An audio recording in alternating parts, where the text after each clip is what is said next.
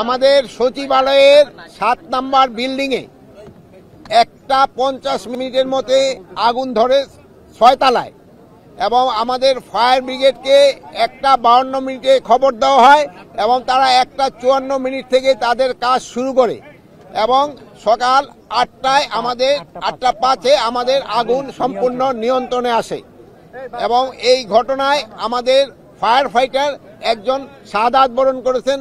আল্লাহ তাকে বেহেশত নসিব করুক।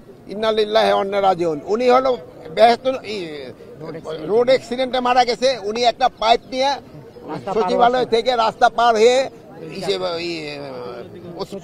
দিকে আসতেছিল। এই সময় একটা ট্রাক তাকে ধাক্কা দিয়ে তারে আহত করেন এবং পরে তারে হসপিটালে নেওয়ার পরে উনি শাহাদাত বরণ করেন, ইন্তেকাল করেন। আর এর সাথেও আরো 2-3 জন সামান্য আহত হয়েছে, তারা সবাই সুস্থ আছে। আমরা এখন ভিতরে কি হচ্ছে তা আমরা ভিতরে দেখব এবং পুরা সার্চ করার পরে কোনো কিছু পাওয়া যায় কিনা আমরা আপনাদের জানাতে পারবো।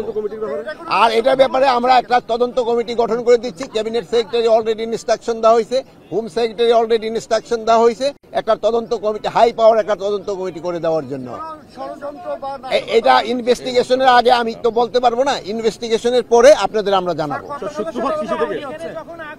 এখন তদন্ত কমিটি কত সদস্য, এটা 5 জন হতে পারে, 7 জন হতে পারে, 9 জন হতে পারে, 11 জন হতে পারে, যেটা এই মুহূর্তে তো আমরা পরে আপনাকে জানাই দিতে পারবো।